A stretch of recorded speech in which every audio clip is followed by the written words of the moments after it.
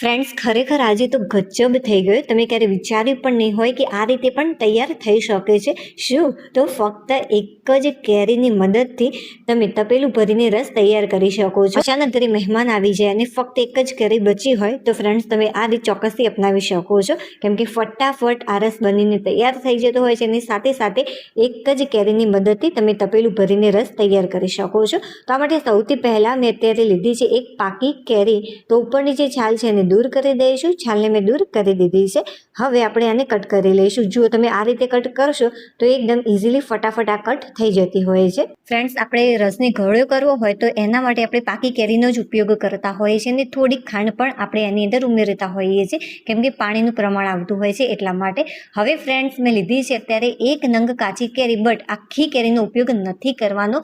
એકદમ ઓછા પ્રમાણમાં જ આપણે કાચી કેરી આની અંદર ઉમેરીશું કે જેથી ખટાશ બેલેન્સમાં રહે, કેમ કે રસ થોડો ખાટો મીઠો હોય તો પીવાની વધારે મજા પડે. તો સૌથી પહેલા કાચી જે કેરી મેં લીધી હતી એના ઉપરની જે છાલ હતી એને દૂર કરી દીધી છે. ફક્ત તમે જોઈ શકો છો વિડીયોની અંદર અડધી કેરીનો પણ મેં અહીંયા ઉપયોગ નથી કર્યો, નાનો ટુકડો જ લીધો છે, કેમ કે જે આ કેરી છે બહુ જ ખાટી છે એટલા માટે. જો તમને એવું લાગે કે ઓછી ખાટી છે તો તમે આખી કેરીનો પણ ઉપયોગ અહીંયા કરી શકો છો. જો ઘરમાં કદાચ કાચી કેરી ન હોય તો તમે લીંબુના રસનો પણ અહીંયા ઉપયોગ કરી શકો છો, બટ કેરીની મદદથી ઓરિજિનલ આનો ટેસ્ટ લાગતો હોય છે એટલા માટે. હવે લઈ લઈશું એક મિક્સર જાર. મિક્સર જારની અંદર સૌથી પહેલા તો આપણે જે કટ કરીને રાખ્યા હતા પાકી કેરીના ટુકડા એ ઉમેરી દઈશું. ફ્રેન્ડ્સ, આ બે સિવાય આપણે એક એવી વસ્તુ એડ કરીશું કે જેથી સરસ મજાનો ઘટ રસ બનીને તૈયાર થશે. ભલે ફક્ત આપણે એક જ કેરીનો અહીંયા ઉપયોગ કર્યો છતાં પણ. હવે જે કાચી કેરી આપણે કટ કરીને રાખી હતી એ ઉમેરી દઈશું. 4 થી 5 મોટી ચમચી જેટલા ટુકડા થયા છે. જો ખટાશ તમને ઓછી લાગે તો તમે પાછળથી પણ કાચી કેરીના ટુકડા એડ કરી શકો છો. હવે હું આની અંદર સારો એવો કલર આવે એ માટે ફૂડ કલરનો ઉપયોગ કરી રહી છું, 5 ચમચી જેટલા. જો તમારે એડ ન કરવો હોય તો આના વગર પણ તૈયાર કરી શકાય છે. આ ટોટલી ઓપ્શનલ છે. જુઓ, મેં આને થોડું ક્રશ કરી લીધું છે. થોડા ટુકડા રહી જશે તો એનાથી કંઈ જ ફરક નહીં પડે અત્યારે, કેમ કે આપણે ફરીથી પણ આને ક્રશ કરવાનું છે એટલા માટે. હવે આપણે એડ કરીશું અડધી વાટકી જેટલી ખાંડ કે જેથી ગળપણ અને ખટાશ બંને બેલેન્સમાં રહે. હવે બસ આને પણ આપણે સારી રીતે એકવાર ક્રશ કરી લઈશું. જુઓ, મેં પાણીનો બિલકુલ પણ અહીંયા ઉપયોગ નથી કર્યો, ફક્ત ક્રશ જ કર્યું છે ખાંડ અને કેરીને. અને હા ફ્રેન્ડ્સ, એક વિડીયો બનાવવામાં ખરેખર બહુ જ મહેનત લાગતી હોય છે. થોડીક પણ રેસીપી તમને પસંદ આવી રહી હોય, યુનિક લાગી રહી હોય તો પ્લીઝ વિડીયોને લાઇક કરી દેજો. ચેનલ ઉપર નવા હોય તો ચેનલને સબસ્ક્રાઇબ કરવાનું બિલકુલ પણ ભૂલતા નહીં.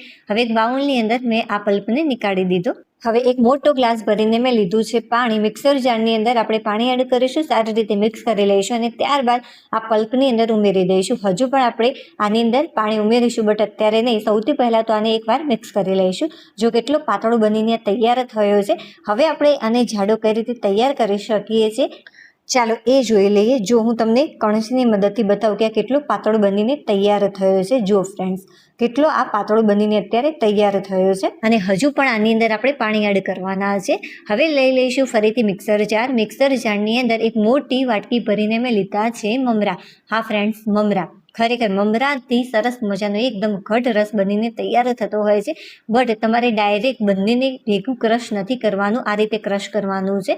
સૌથી પહેલાં તો એક વાટકી જેટલા મેં મમરા લઈ લીધા. હવે આને ક્રશ કરી લઈશું. તમે જ્યારે આને ક્રશ કરો છો મમરાને, ત્યારે આંગળીની મદદથી તમે ટચ કરશો અત્યારે ભૂકાને, ત્યારે તમને થોડુંક આનું ટેક્સચર તમને દરદરું જ લાગશે. બટ હજી આપણે એક પ્રોસેસ કરીશું કે જેથી આ ફાઇન ક્રશ થઈ જશે. તો જે પલ્પ આપણે તૈયાર કરીને રાખ્યો હતો, પાણી પણ આપણે મિક્સ કર્યું હતું પલ્પની અંદર, એ મિશ્રણ આની અંદર ઉમેરીશું 4 થી 5 મોટા ચમચા ભરીને. હવે બસ ફરીથી આને ક્રશ કરી લેવાનું છે. જો મેં આને ક્રશ કરી લીધું છે. કેટલું સરસ મજાનો સ્મૂથ બનીને તૈયાર થયું છે. કોઈને આઈડિયા પણ નહીં આવે કે તમે આની અંદર મમરા એડ કર્યા છે. હવે તૈયાર કરેલો પલ્પ આપણે આની અંદર ઉમેરી દઈશું અને ફરીથી એકવાર આને મિક્સ કરી લઈશું. અને હા ફ્રેન્ડ્સ, જે મમરાનું પ્રમાણ છે એ બહુ જ બધું એડ નહીં કરતા, નહીં તો ઓરિજિનલ આનો ટેસ્ટ નહીં આવે. એટલા માટે આટલું ઇનફ છે. તમે એક વાટકી મમરા આની અંદર ઉમેરશો છતાં પણ આ સરસ મજાનું ઘટ થઈ જતું હોય છે. હવે સારી રીતે એકવાર આને મિક્સ કરી લઈશું. મેં ફરીથી એક ગ્લાસ ભરીને પાણી લીધું છે. મોટા ગ્લાસનો અહીંયા ઉપયોગ કર્યો છે. મિક્સર જારની અંદર આ પાણી આપણે લઈ સારી રીતે એકવાર મિક્સ કરી અને આની અંદર ઉમેરી દઈશું કે જેથી આ બિલકુલ પણ મિશ્રણ વેસ્ટ ન જાય. અને ત્યારબાદ ફરીથી આ મિશ્રણને આપણે મિક્સ કરી લઈશું. શરૂઆતમાં તમને થોડુંક પાતળું લાગતું હશે, બટ થોડી વાર માટે એને રહેવા દેશો ત્યારે આ થોડુંક પહેલાં કરતાં ઘટ થઈ જતું હોય છે. જુઓ અત્યારે તમને બહુ જ પાતળો રસ લાગતો હશે. ચાલો હવે હું આને ફ્રીઝમાં ઠંડુ કરવા મૂકી દઉં છું થોડી વાર માટે. અને ત્યારબાદ આનું ટેક્સચર તમને બતાવો કે કેટલો સરસ મજાનો ઘટ બનીને તૈયાર થયો છે. અત્યારે તમને એકદમ પાણી જેવું લાગતું હશે. તો જુઓ ફ્રેન્ડ, ઠંડો થયા પછી આ કેટલો સરસ મજાનો ઘટ બનીને તૈયાર થયો છે. એકદમ પરફેક્ટ છે આ. ચાલો હવે આપણે ફરીથી મળીશું નવી ટેસ્ટી અને હેલ્ધી રેસીપી સાથે. ત્યાં સુધી બાય. અને હા, વિડીયોને લાઈક કરવાનું બિલકુલ પણ ભૂલતા નહીં. બાય.